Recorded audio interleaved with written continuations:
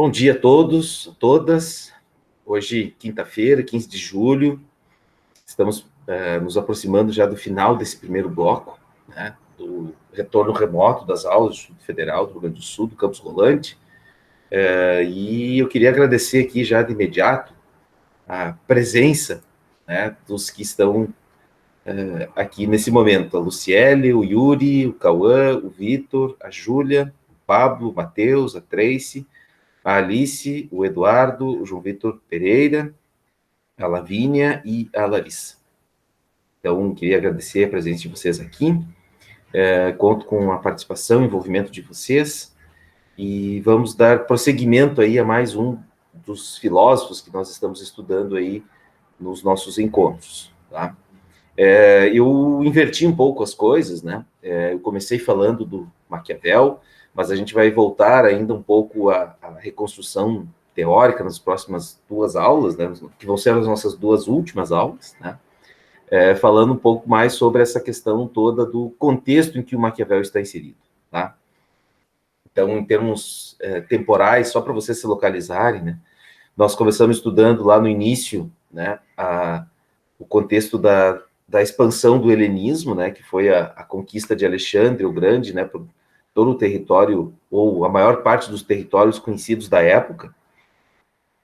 Ele que foi o primeiro grande imperador, né, do Ocidente, que Alexandre da Macedônia, né, que conquistou toda a região conhecida da Grécia, um pouco mais ao norte da Europa, o norte da África, o leste europeu, indo até a região onde hoje é o Iraque, né, que era chamada na época Pérsia, até as Índias, né? E também para o oeste da Europa, né, indo até quase a Península Ibérica. E então a gente começou estudando esse período aí, né, principalmente as escolas do epicurismo e do estoicismo, né, que se desenvolveram inicialmente na Grécia, mas que depois seguiram aí por um bom tempo, né, sendo o estoicismo talvez aquela que perdurou por mais tempo até o seu ingresso, né, no mundo romano, e até a figura que também nós não né, em função do tempo não conseguimos ir mais adiante, que é o Sêneca e Marco Aurélio, Epíteto, que são filósofos dessa escola também. E aqui nós vimos apenas o Sêneca, tá? Em outros momentos, certamente, a gente vai poder voltar e estudar um pouco mais desses autores, tá? E aí a gente fez uma incursão breve, né, nesse começo aí um contexto filosófico chamado de patrística, né, que é o contexto em que viveu o Santo Agostinho. É um contexto em que nós tivemos a influência do pensamento cristão já, ou da doutrina cristã, se aproximando da filosofia, né? Todo o esforço dos pensadores dessa época de aproximar o cristianismo com a tradição filosófica, de modo especial alguns aspectos da filosofia, principalmente de Platão, né? E também, de certa forma, relegando uma parte da filosofia, principalmente essa filosofia dos estoicos, né, dos epicuristas, e tentando afastar ela, né, de uma filosofia mais cristianizada, vamos dizer assim. Né? Então, e esse pensamento do Santo Agostinho, ele foi no tempo avançando, né, e a gente pode dizer que a sua influência foi até aí praticamente o final da Idade Média. Tá? E a gente não entrou nos pormenores, né, de tudo que acontece nesse contexto aí, tá? Também não vimos um outro período, né, chamado também de filosofia escolástica, né, que era a filosofia de Tomás de Aquino, né, mas que ela não se difere tanto assim da filosofia agostiniana em certo sentido, né, mas a gente pode, de uma maneira muito genérica, né, dizer que todo o esforço, toda a tarefa filosófica da Idade Média era tentar aproximar todo o conhecimento produzido pelos filósofos da doutrina cristã. Né? E isso é tão forte na sociedade ocidental que isso perpassou e veio até nós hoje. Né? Talvez não tanto aproximando filosofia e o pensamento cristão, mas principalmente o cristianismo com uma conduta moral dos indivíduos. Né? E nós tivemos, então, na aula da semana passada, uma primeira grande crítica, e talvez uma crítica muito contundente e muito atual, né, feita pelo filósofo italiano, né, que a gente chama ele de italiano, mas na verdade ele era florentino, porque ele era natural da cidade de Florença, na Itália, né, que é a crítica que Maquiavel vai fazer, então, toda essa doutrina que aproxima cristianismo com filosofia, né? E aí a crítica que o Maquiavel faz é uma crítica baseada nas experiências políticas que ele analisa, né? Eu falava para vocês na semana passada que Maquiavel é o primeiro grande cientista político, né? Porque ele observa a história, a trajetória dos líderes políticos que aproximaram religiosidade e filosofia, e principalmente política, né? E que, no fundo, na análise que Maquiavel faz, é que esses não foi critério suficiente, né, para um bom político ele ter sido um bom religioso, né? E o Maquiavel vai mais longe, ele vai dizer que, na verdade, talvez pode se destruindo aqui, talvez o bom político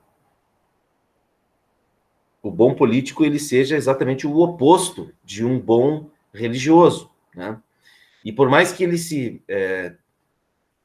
use toda a vestimenta religiosa, muitas vezes a ética que ele utiliza para as decisões políticas não tem nada a ver com a ética religiosa. Então, eu falava para vocês que a ética do universo político, isso é o Maquiavel falando, né, eu só estou reproduzindo aqui para vocês, a ética do campo político é uma ética muito diferente da ética do campo religioso, né, que não tem nada a ver uma coisa com a outra. Tá?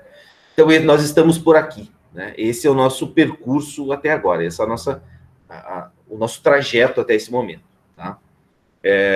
Eu vou... alguém me escreveu alguma coisa aqui no chat? Deixa eu ver o que.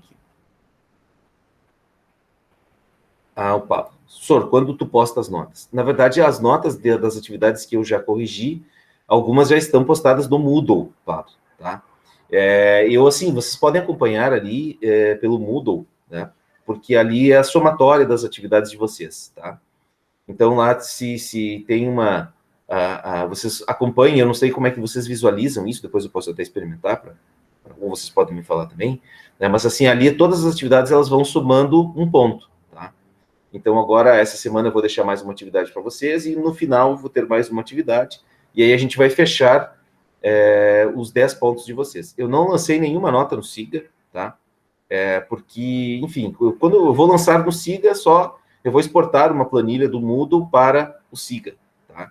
Então, todas as atividades que vocês tiverem, atividades avaliativas, eu fiz a correção de algumas já essa semana, né? Assim que vocês tiverem as atividades concluídas no Moodle, eu só vou lançar as notas lá no SIGA. Tá, Pablo? Yuri, fala. Ô, Sora, aproveitando a questão das notas, sim, tu realmente corrigiu, mas eu fiquei meio confuso, porque na primeira ganhei 1 de 10 e tu falou que tá bom, na outra eu ganhei 10 de 100 e tu falou que tá bom, eu não entendi, eu tirei nota ruim ou eu tirei nota boa? Na verdade, assim, ó, é isso que eu falei para vocês, né? Não sei como é que vocês visualizam isso, né? Porque quando tu lança a tarefa no Moodle, tu lança ali e automaticamente ele lança uma nota, tá? Então, sempre o 1 é a referência. Por exemplo, se lá estava aparecendo o valor 100, você tirou 90 ou 95, tá bom. Ou se aparecer 9,5 é como se fosse 95. Ou se aparecer 0,95 como se fosse 95 também, tá? E depois eu tenho que configurar na configuração do livro de notas ali o fator multiplicador, tá? Então, assim, por exemplo, se tem a atividade vale 10, você tirou 10, tá ótimo. Se a atividade vale 10, depois eu vou ter que, e você tirou 1, na verdade eu vou ter que configurar lá o fator multiplicador, e aquele 1, na verdade, é o 10, tá? É meio estranho isso, né? Mas é só para, assim, para deixar vocês um pouco também, né? Explicar um pouco isso, né? Eu sempre lanço a atividade e eu não configuro lá a nota inicialmente. Quando eu vou fechar elas, na configuração do livro de notas, ela vai aparecer lá o fator multiplicador de cada atividade, tá? E o peso que ele vai ter também, tá? Então, aí isso tudo depois vai se ajustando. Mas sempre observem os comentários, tá? Os comentários, eles podem explicar isso para vocês bem, tá? Tá, então eu tirei nota máxima nas duas, é isso? Sim, isso, Yuri, isso, Tá. tá? Só é porque tem um fator multiplicador ali, que cada atividade eu preciso formatar ele lá e eu acabo me passando nisso aí, tá?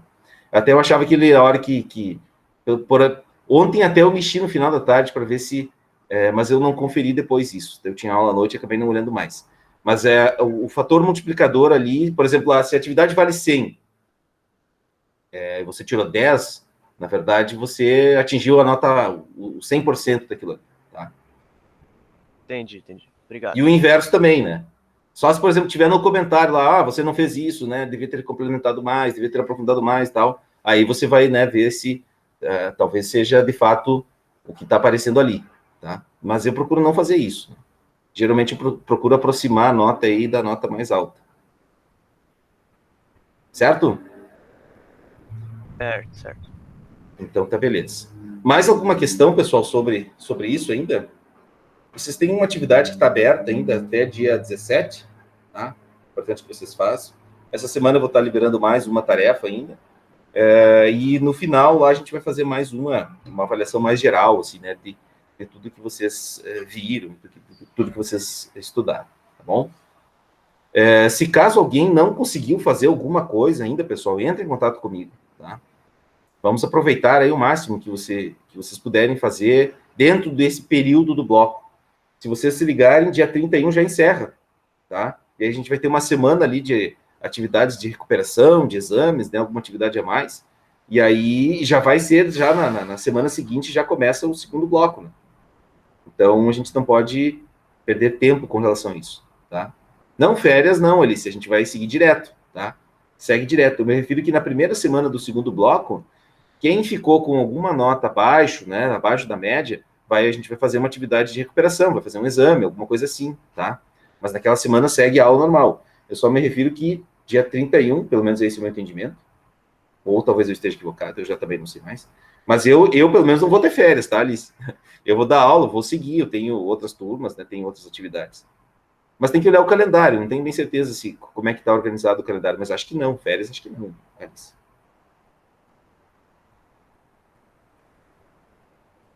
Na reunião de pais, nós falaram que lá pelo mês 8 vai ter uns 15 dias de férias. No mês de agosto eu sei que vai ter um intervalo lá de 15 dias. Tá? Vai ter um intervalo de 15 dias. Mas eu não sei exatamente as datas. Mas eu acho que é na terceira semana de agosto, Yuri. Tá? Que vai ter um período ali, um bloco ali, que vai ter uma pausa. Eu não vou ter, né? Porque eu tenho turmas que eu vou ter que trabalhar nesse período aí, então eu não vou ter férias. Tem outros colegas também que não vão ter férias, não vamos chamar de férias, é um recesso, um pequeno recesso aí. Tá? Mais alguma questão sobre isso, pessoal?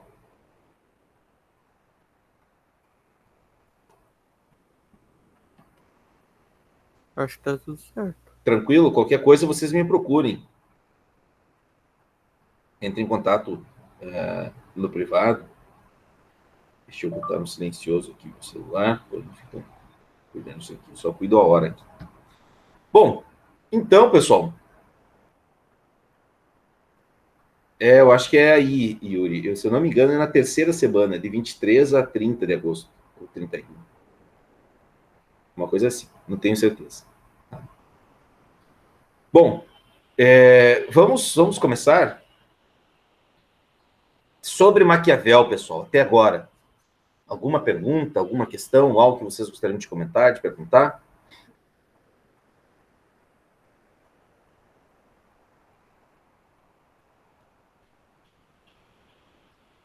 Se não, eu vou projetar a minha tela e a gente começa aqui com... Eu quero aprofundar mais alguns aspectos ainda das... Você já deve estar vendo a minha tela.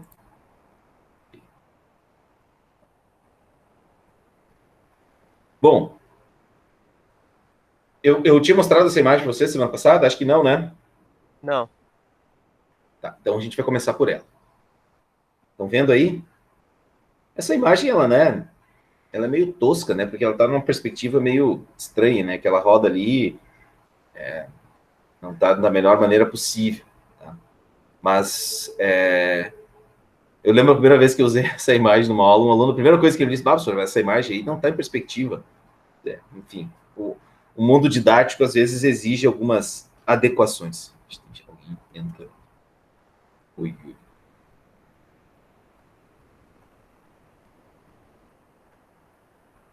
Mas, enfim, por favor, olhem e me ajudem a descrever aí essa imagem.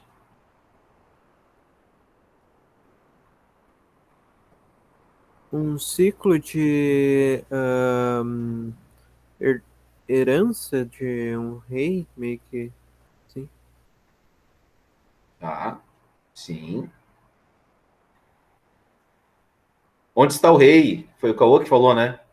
Sim. Olha aí, Cauã, vozes eu já identifico. Eu quero ver quando eu te ver pessoalmente, né? Como é que se eu vou conseguir te identificar, tu vai ter que falar assim, né? Daí A voz vai estar mudada um pouco. Só que É, muda um pouco online e o real. e presencialmente, né? Tá. Mas enfim, Cauã, quem que é o rei aí da história? O do topo. Esse aqui em cima, bem ao centro, no meio? É. Tá, tudo bem. Que mais? Então temos um rei, né, que está no topo da roda. Que mais? Não é a rainha que tá girando a roda ou é o Papa? Não sei, tô na dúvida. Pode ser, Eu pode acho que é a ser. rainha. Pode ser uma rainha. Tá. Que mais? Está girando a roda. Muito bem. Esse é um detalhe importante. Girando a roda. Um ciclo sem fim? Sim, né? O círculo tem né, esse significado, né? Uma roda é algo sempre que nos leva ao mesmo ponto, né? Tem as suas extremidades, né? Elas estão sempre, se a gente for pensar, elas estão sempre, né? Eles nos dão essa ideia de movimento. O que mais?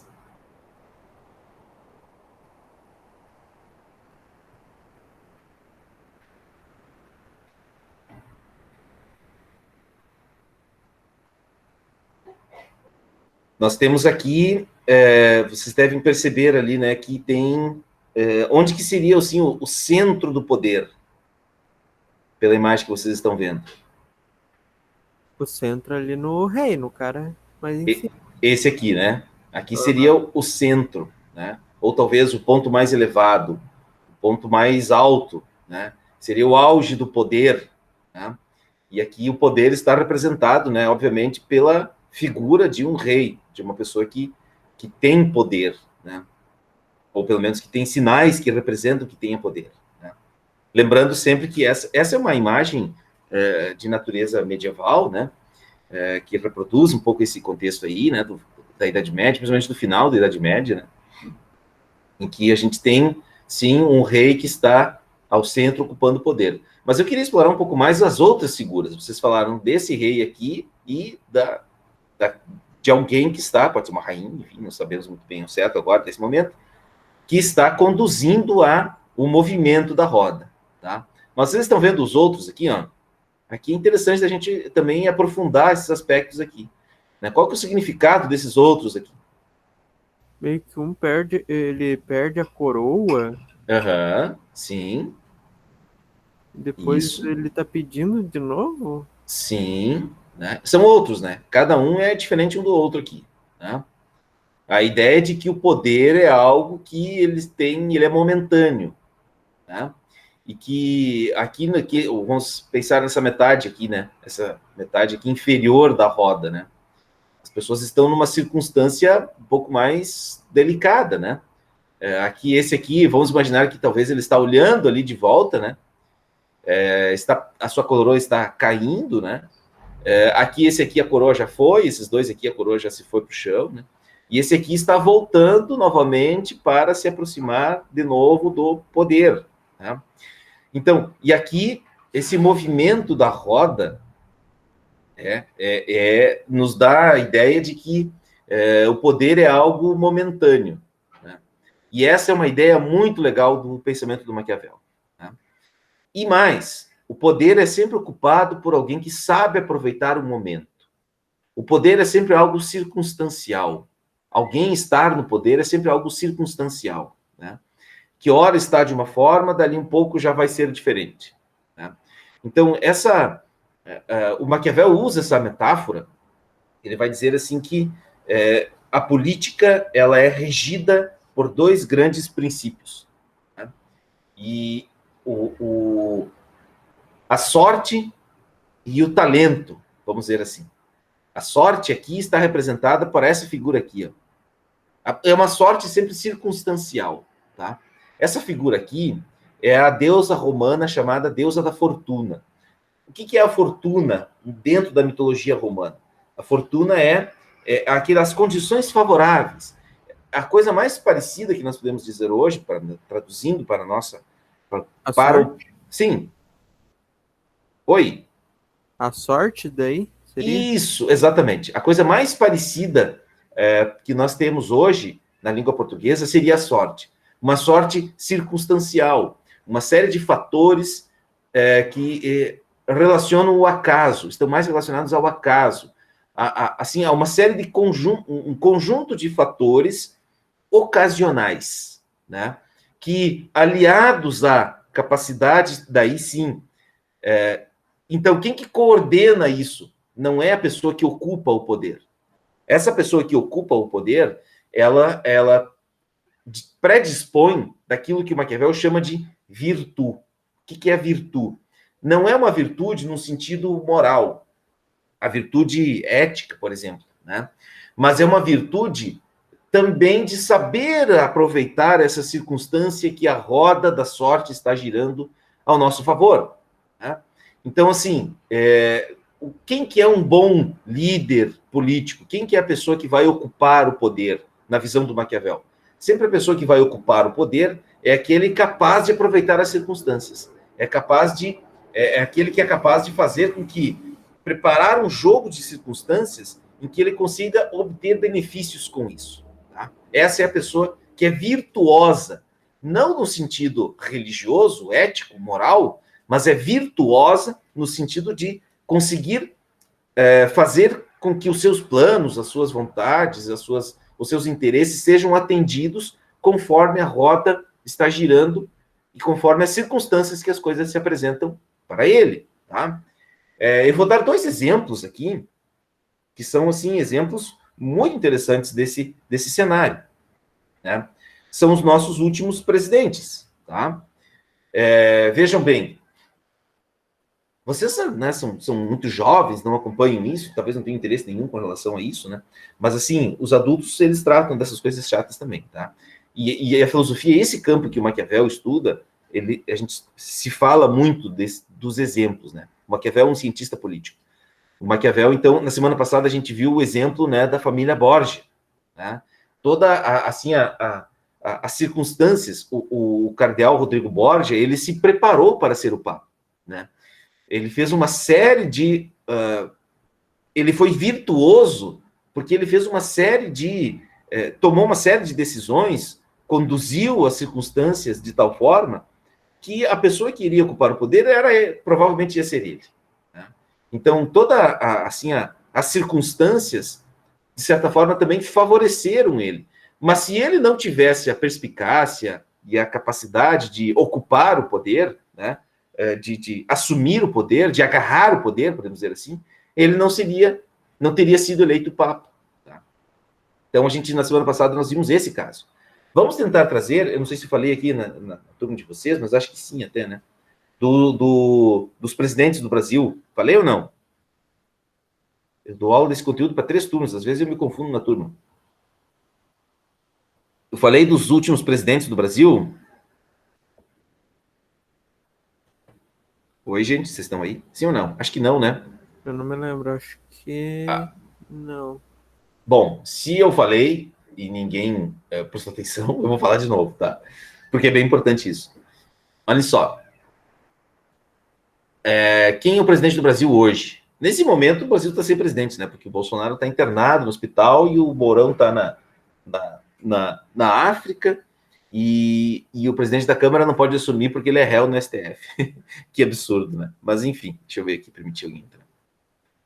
Ô, Bruno, bom dia! Chegou para o almoço. Já estamos no meio da aula, tá? Bem-vindo. Desculpa a brincadeira, tá? Nós estamos falando da forma como os políticos chegam ao poder. E isso é uma questão circunstancial. Tá? Mas, enfim, de qualquer forma, nós temos uma história, é muito interessante vocês estudarem a história dos presidentes da República do Brasil. Né? Porque aí o Maquiavel, assim, se deleitaria analisando a história dos presidentes do Brasil. Né?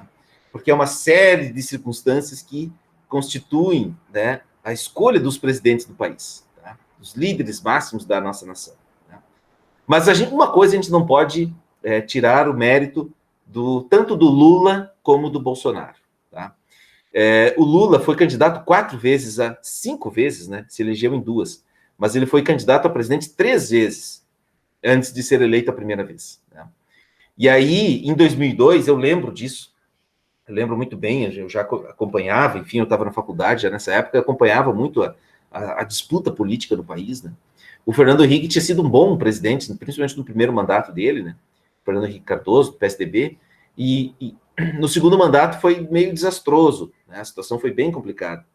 Ele, enfim, já no final do primeiro mandato ele fez uma coisa bem chula, né? Ele comprou deputados para aprovar. Ele literalmente comprou, ele deu 200 mil reais lá para 2 deputados, né? Isso foi provado. Né? Esses 2 deputados foram cassados, enfim, né? Mas, enfim, ele seguiu o presidente do mesmo jeito, né? Fernando Henrique Cardoso. E no segundo mandato foi bem desastroso, né? Porque ele fez empréstimos bilionários a organismos internacionais, organismos bancários internacionais, né? FMI, Banco Mundial. Eu lembro que ele pediu um empréstimo na época, 41 bilhões de dólares, né? É um horror de dinheiro. E ele pediu dinheiro emprestado, deixou o país bem endividado, e ele não conseguiu fazer o seu sucessor. E aí, ele até indicou um candidato à presidência da República, né, que era o José Serra, do mesmo partido dele, PSDB, mas o Lula veio, sim, né, o Lula, assim, ó, vou dar só para contar um pouquinho da história. Né? A primeira eleição do Lula, em 89, ele usava camiseta vermelha, né, principalmente nas campanhas, nos comícios, camisa bem vermelha, né? Defendia a reforma agrária no país, defendia o fim da propriedade privada. O Lula era bem comunista em 89. Né? Usava a barba até o peito e tal. Foi a primeira eleição para presidente no Brasil depois da ditadura, né? Eleições diretas. Né? E aí aconteceu uma coisa bem engraçada, né? Apareceu o Fernando Collor de Mello, né? Que era um cara jovem, bonito, cabelo bem penteado, né? Com um discurso bem manso, totalmente o inverso do Lula, né? Ninguém conhecia o Collor, mas entre você olhar o Collor... A minha mãe, por exemplo, qual foi o critério que a minha mãe utilizou para escolher o Collor como presidente? Porque ele era bonito, ele fazia atividade física, né? Toda manhã ele saía correr de calçãozinho e tênis, era uma coisa meio nova nessa época, fazer corrida, né? Imagina, final dos anos 80, pessoal. E aí o Collor se apresentou para o Brasil como, né? Nossa, comparando o Collor e o Lula, as pessoas olhavam para um para o outro, não, vão votar no Collor, né? E, enfim. E aí, então, Lula perdeu essa eleição. Em 94, o Itamar... Não. Sim. Em 94, ele disputou a primeira eleição contra o Fernando Henrique. O Itamar Franco tinha sido presidente da República, que assumiu depois que o Collor sofreu impeachment. Né? O Brasil já sofreu 2 impeachments do presidente em pouco tempo. Né? E o Fernando Henrique Cardoso, então, ele tinha inventado o real e se elegeu presidente, né, estourado à frente do Lula. O Lula perdeu de novo. Em 98, o Lula tomou um sacode de novo, não foi nem para o segundo turno. Né, o Fernando Henrique se elegeu no primeiro turno. E aí, em 98, 99, ali surgiu, então, esses empréstimos, né, o Brasil estava totalmente endividado, né, o Fernando Henrique não conseguiu fazer um sucessor, e o Lula se elege. Ou seja, voltando aqui ao Maquiavel, a roda da fortuna se tornou favorável à eleição do Lula em 2002. Né? E aí ele fez um governo lá, considerado muito bom para a maioria da população, apesar de ter um escândalo do mensalão. Né? Em 2006 ele se candidata e se reelege presidente do país. E, no final de 2010, no seu segundo mandato, ele consegue fazer uma sucessora, que era a Dilma, né? E a Dilma se elege por 2 vezes também depois dele. Ou seja, a roda da fortuna girou favoravelmente para esse campo político brasileiro. Primeiro, ela girou favoravelmente para a eleição do Fernando Henrique. E o Fernando Henrique se apresentou como um bom candidato e se elegeu. Em 2002, a roda estava... Então, o Fernando Henrique caiu, olha que legal isso, né? Eu acho muito fantástico isso. Toda a lógica do PSDB, que era o partido do Fernando Henrique, também caiu por terra, foi por água abaixo. Né? E agora o PSDB precisa tentar se recuperar, né, para tentar chegar ao poder. Então, aí veio as eleições de 2014, a Dilma ganhou, mas uma disputa muito apertada com o Aécio Neves, do PSDB, e aí veio a eleição de 2018. Aí estava o PSDB na lama, porque o Aécio Neves é um cara totalmente vida louca, cheirava cocaína, estava envolvido em esquemas de corrupção, com uma empresa lá, os irmãos Batista, né, donos da empresa JBS, e o discurso contra o PT também estava muito forte, né, o antipetismo estava muito forte, né, os esquemas de corrupção, todos os esquemas de corrupção na Petrobras, o Sérgio Moro prendendo um monte de gente, né. Chegaram as eleições de 2018. Quem que vamos votar para o presidente? Aí aparece a figura do Bolsonaro, né. Bolsonaro, querendo ou não, ele é um líder populista, né? Ele é um sujeito capaz de chegar até a população de uma maneira fácil. Usa uma linguagem simples, uma linguagem direta, uma linguagem muito popular, né? Às vezes, na minha opinião, até demais, né? Mas enfim. Então, a roda estava favorável para o Bolsonaro, né? E aí, ele se elege presidente. Se a gente perguntasse 20 anos atrás quem seria o presidente do Brasil em 2018, provavelmente ninguém imaginaria que seria o Bolsonaro, né? Mas o fato é que, seguindo essa lógica maquiaveliana, vamos dizer assim, né, de disputa por poder, Bolsonaro foi extremamente virtuoso em 2018, né, porque ele conseguiu angariar a votação necessária para se eleger presidente do país, e agora ainda é um candidato, né, possível, né, de se reeleger em 2022. Né? Vamos ver como é que vai estar a sua saúde. Né? Esperamos que ele esteja bem de saúde, né? Como político, aí já é uma outra situação. Mas o fato é que, vocês estão vendo aqui, ó, hoje, tanto o PT como o PSDB, que eram partidos muito fortes nas eleições até 2014, que disputavam o poder, a gente pode dizer que eles estão mais ou menos aqui, na lógica hoje de disputa. Talvez o Lula, né, que nas pesquisas está aparecendo ali como alguém que pode disputar uma eleição contra o Bolsonaro, estaria ali se aproximando aqui nesse campo aqui, né? Mas o fato é que as circunstâncias é que fazem o jogo político. E muitas vezes essas circunstâncias não dependem dos políticos, né? A roda da fortuna é algo que não se controla, né? É algo que não se controla. E aí o bom político não é aquele que o Santo Agostinho dizia que era pessoa religiosa, virtuosa, apesar de a gente ter hoje um monte de gente que, né, se vende como um bom político porque é muito religioso, né? Apesar disso estar muito forte hoje também. Mas não é isso que determina para a maioria do cenário político, né? Não é essa virtude. O pessoal deveria ler mais Maquiavel, né?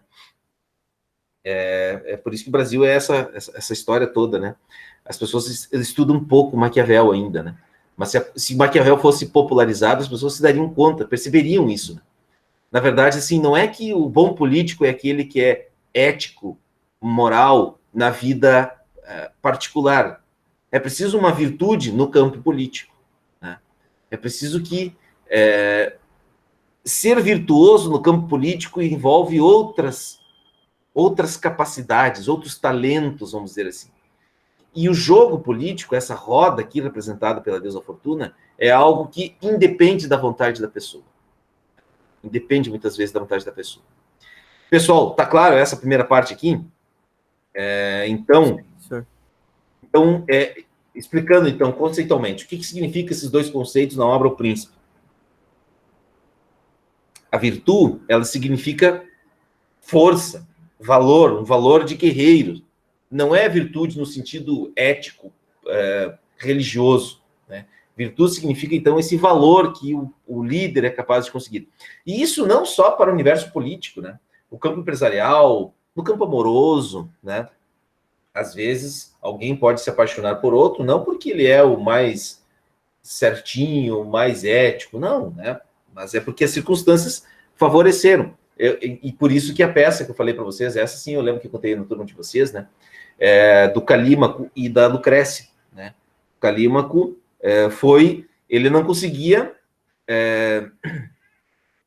somente com a ética religiosa conquistar a Lucrécia. Ele precisou fazer todo Ele foi virtuoso nesse sentido, né? Ele conseguiu provocar uma mudança, né? Ele conseguiu fazer com que as circunstâncias também possibilitaram isso, né? Uma série de pessoas que o ajudaram, mas essas pessoas ele não tinha total controle, mas daquilo que ele era, que era incumbência, tarefa, possibilidade dele fazer, ele fez, né? Então, essa pessoa virtuosa nesse sentido é aquele que consegue fazer mudanças na história, tá? E o líder político, né, não é aquele, o mais cristão, como defendia Santo Agostinho, aquele que mais se deixa conduzir pela palavra de Deus. Não é esse. Mas é aquele que é capaz de perceber esse jogo de forças que existe no universo político, né? Esse é um virtuoso no sentido de Maquiavel, né? É aquele que consegue agir com energia a fim de conquistar e manter o poder, né? Podem ver, né? Não tem um candidato à presidência da República do Brasil, vamos pegar esse caso aqui. Aí na cidade de vocês deve ser assim também, hein? Em Rolante, em Igrejinha, em Taquara, em Parobé, certamente, né? As pessoas que chegam no poder, elas querem manter-se no poder. E muitas vezes elas não conseguem. Por quê? Porque talvez as circunstâncias, a roda da fortuna girou, né? Essa roda que não é as pessoas que controlam, mas é porque talvez alguém que conseguiu o poder não foi capaz de manter o poder. Porque uma coisa é você conquistar, outra coisa é você manter, né? Uma coisa é você conquistar um namorado, uma namorada. Outra coisa é você manter um relacionamento, né? São coisas diferentes, né? Então você precisa de uma certa virtude, né?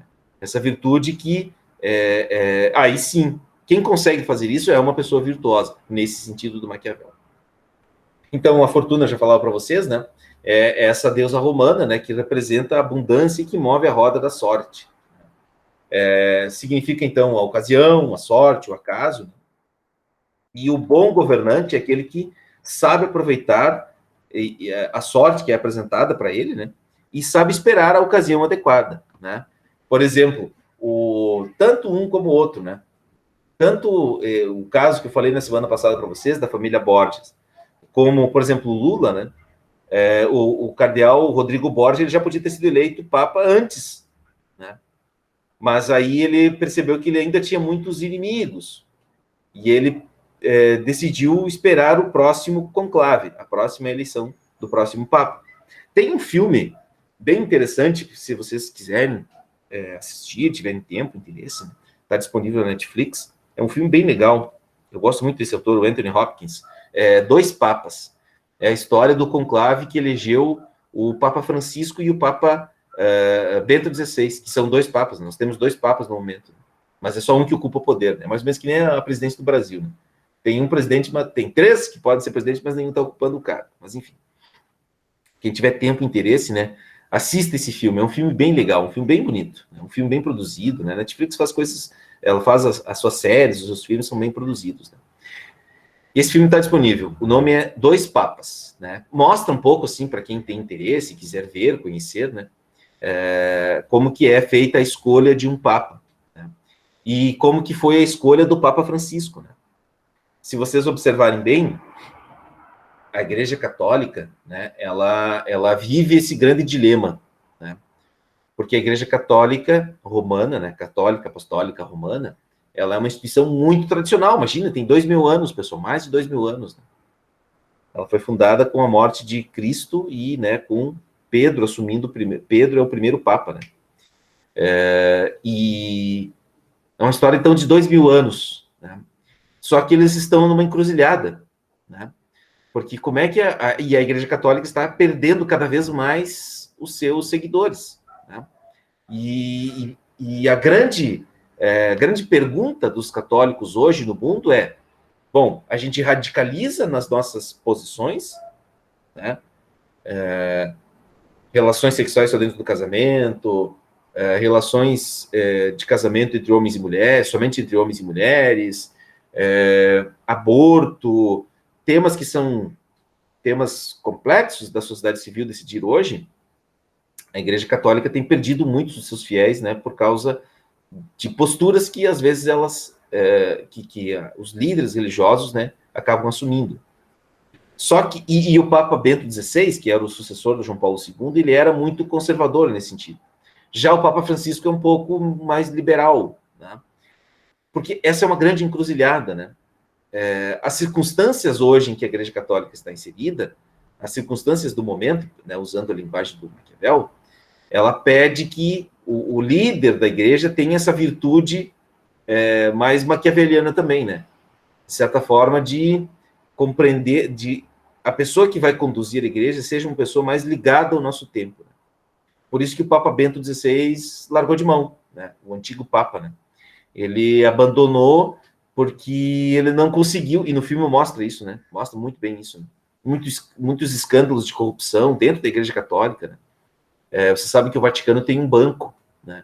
E muitas pessoas lavavam dinheiro, traziam dinheiro sujo de esquemas de corrupção, da máfia, e depositavam nesse banco do Vaticano. Olha que loucura isso, né? E aí o Papa, desse mar de lama, o Bento XVI, largou a barca. Né? Fez que nem um certo jogador de um certo timinho que tinha por aí, né? Que disse que ia pular da barca. Né? O Bento XVI pulou da barca. Né? E aí que ele renunciou, e aí teve a escolha do Papa Francisco, que já era para ter sido Papa lá em 2013, quando, ou melhor, 2005, quando morreu o João Paulo II. Bom, mas enfim, eu estou viajando aqui um pouco, né, para mostrar um pouco para vocês que, às vezes, essas ocasiões, o mais adequado é você dar um passo atrás e não aceitar, né? Não fazer as coisas, né? Não seguir com uma certa um certo é saber aproveitar bem o momento também, né? A virtude nesse universo, nesse mundo político, vamos dizer assim, né? Ou o mundo do poder, das relações de poder, né? Às vezes é melhor você dizer um não, né? Esperar um pouco a roda da fortuna girar um pouco mais para um outro lado, para poder dar um passo a mais, né? Então é por isso que a última característica, né, da fortuna, né, o príncipe que tem fortuna, vamos dizer assim, né, é aquele que está atento ao curso da história. Né? Talvez seria bom, só dando um exemplo aqui, né, talvez seria até bom para o Bolsonaro, né, dado todas as críticas que vem sofrendo, né, enfim, talvez seria até bom para ele nesse momento, né, renunciar e tentar concorrer em 2022 para ver o que acontece até lá. Né? Só dando um exemplo para vocês, né. Assim como talvez o próprio Lula não deveria ser candidato, né? Já foi 2 vezes, já fez sucessores. Né? Talvez seria bom, né? Se eles pensando, certamente eles estão discutindo politicamente, né? Isso, né? O que seria o melhor, né? E aí a gente pode também fazer uma avaliação, né? Se a pessoa está preocupada somente com o poder ou se ela realmente está preocupada com o bem das pessoas, né? Enfim, é uma discussão interessante que a gente pode fazer a partir disso, tá? O que eu queria... isso aqui acho que eu já tinha falado, né? Sim. Agora, pessoal, é aqui que a gente vai começar já os conteúdos da próxima semana. O último conteúdo que a gente vai ver, tá? O Maquiavel, ele está inserido num contexto histórico, filosófico, político, econômico, muito interessante. É um contexto que a gente chama de renascimento cultural, tá? Nós temos uma série de mudanças na sociedade europeia e que vão interferir muito, por exemplo, no Brasil, já que nessa época que Maquiavel e o Renascimento acontecem, é a época entre aspas, descobrimento do Brasil, né? Da formação daquilo que seria hoje o que nós somos, né? Que é esse território aqui, esse povo, essa nação que a gente chama de Brasil. Tá? Então, aí tem uma série de acontecimentos que ocorrem na Europa e que vão interferir muito nos trajetos, aí, na trajetória do Ocidente. Né? Então, é o contexto do surgimento dessa nova classe social, né? A burguesia. Nós vamos ter aí o declínio daqueles barões agrários, né? Da Idade Média, né?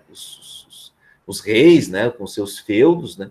E o desenvolvimento, então, de novas cidades. Né? Por exemplo, é dessa época do Renascimento que a gente vai ter cidades como Salvador, São Paulo, que são Porto Seguro, as primeiras cidades do Brasil. Né? Então, é nesse momento aí que a gente vai ter... a gente precisa compreender um pouco isso. Né? É o período do mercantilismo, né? Uma nova economia diferente daquela economia agrária feudal, mercantilismo é, de fato, é o antecessor do capitalismo, né? É a compra e venda de produtos, né? Especiarias no primeiro momento, mas também metais, né? O ouro, a prata, né? Enfim, que são muito explorados na América, principalmente, né? E as especiarias muito exploradas também na Índia, né? E é o momento, então, do renascimento cultural. A gente vai ter uma retomada do pensamento dos grandes filósofos da antiguidade. Sócrates, Platão, Aristóteles, né? Toda a ciência da antiguidade passa por uma repaginação. Por isso é um renascimento cultural. Tá? Não é um nascimento, é um renascimento. É o resgate, então, da cultura grega, da cultura romana, né? De vários aspectos. Né? Um aspecto aqui da cultura romana, a gente já viu no Maquiavel, que é, né, a própria ideia da deusa da fortuna, né? A deusa fortuna, né? Que é essa deusa da sorte. E aí, aqui que vem talvez o principal ponto, o aspecto filosófico, né, de toda essa mudança aí, é que a partir do Renascimento a humanidade vai assumir uma conduta, uma vida muito mais ativa, em oposição à vida contemplativa dos medievais. Né? E o que seria uma vida ativa? Né? Aqui nós vamos ter o fortalecimento do que se chama de antropocentrismo. É o homem no centro do mundo, em oposição ao teocentrismo. A superação daquela lógica geocentrista para uma lógica heliocentrista. O que significa isso? Bom, se a Terra, o planeta Terra, não é o centro do mundo, né? Então quer dizer, bom, a gente já pode começar a suspeitar então que foi Deus que criou esse mundo, né? E mais, se não foi Deus que criou esse mundo, então quem é que dá ordem a esse mundo? São os próprios seres humanos. Né?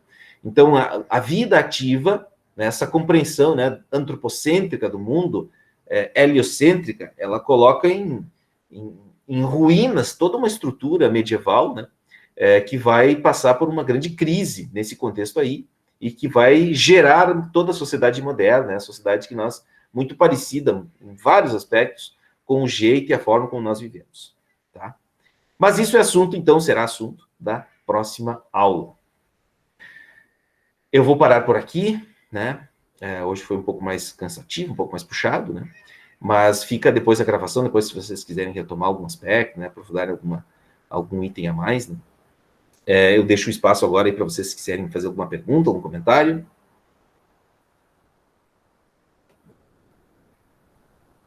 Deixa eu voltar aqui. Deixa eu parar a ação.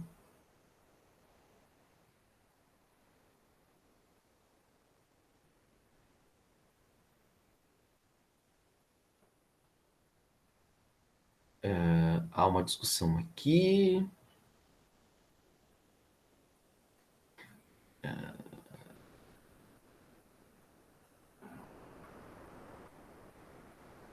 Pousam todos, a coisa é aqui. Não, tá ok. Mas eu volto a muito pensar quando tinha gente no rosto desses políticos. Eu também acho, Bruno.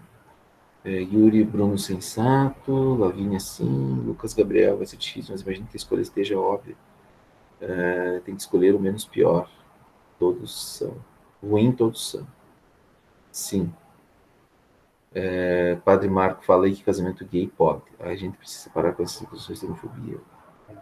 Estamos perdendo o seguidor. O senhor não foi puxado comparado ao de ontem. Realmente. Ontem almocinho na aula.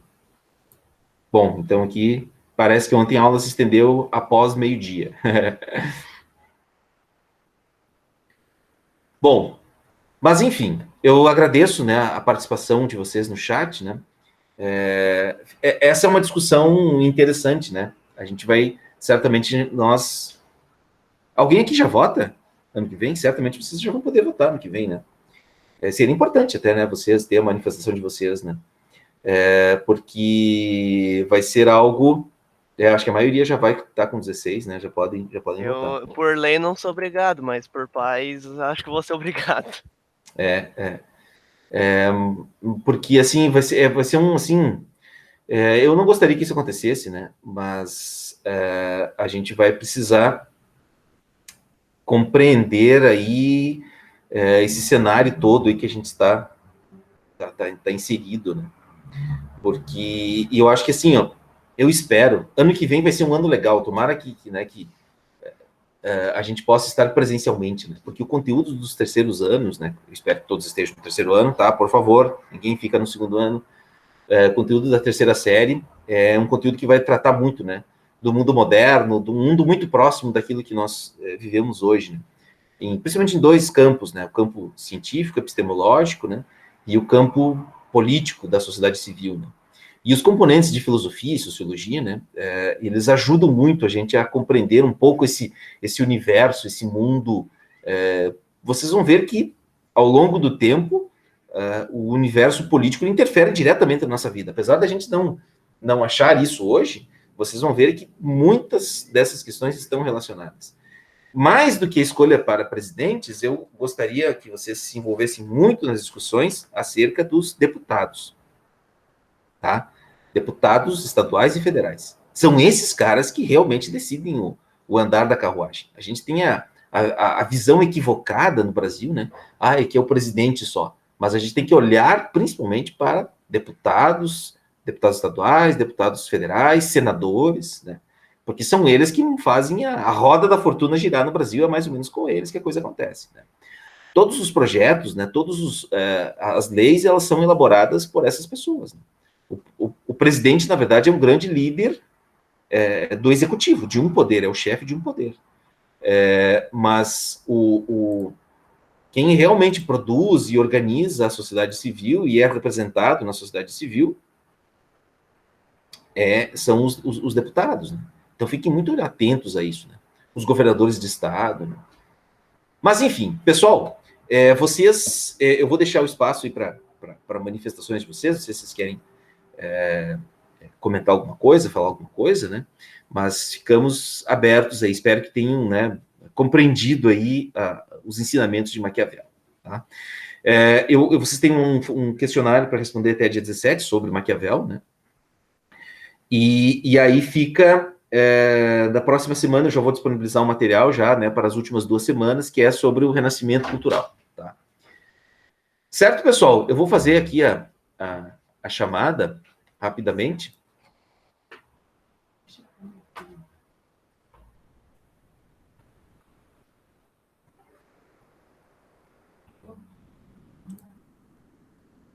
Só um pouquinho.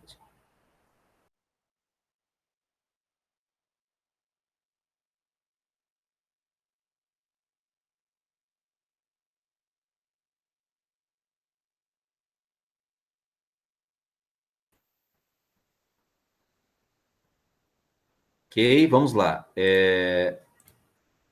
Alexandre.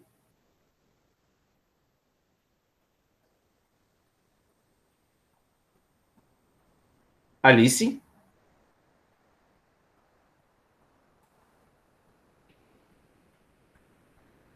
Arthur.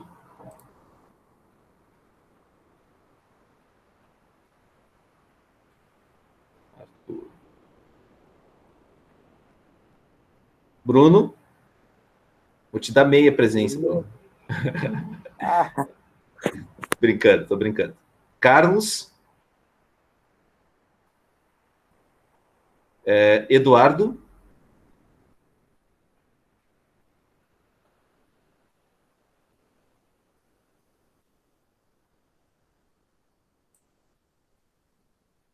Elvis.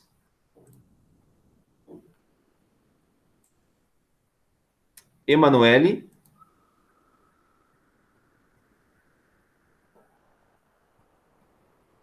Emanuele, não. Fernanda. Peraí. Fernanda da Rosa. Fernanda Rosa não, né? Fernanda Oliveira tá aí.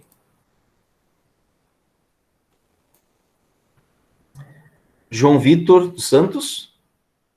Correia dos Santos. Não.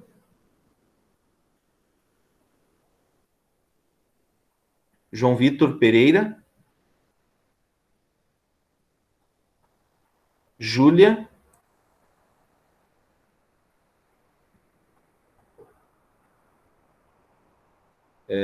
Cauã, tá aí. Pra tá aqui. Larissa.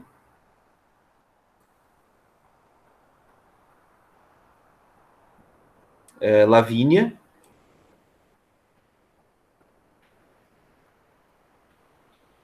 Luciele.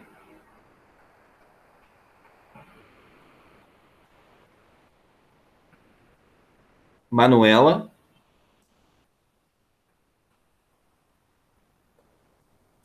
Manuela, não. Matheus. Presente. Maurício.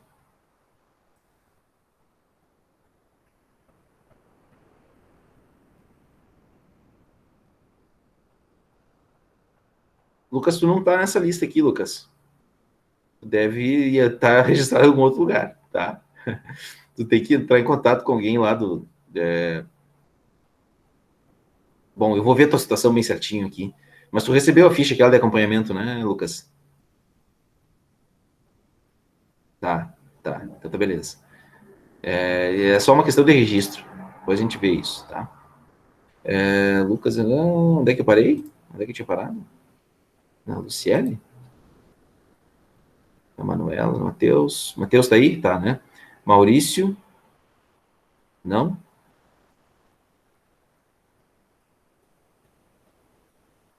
Certo, Bruno. Valeu. Natasha? Não. Pablo tá aí? Ramon? Tawane?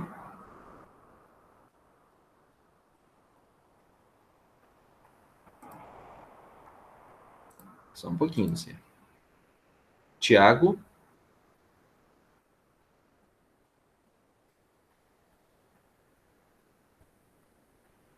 Tracy?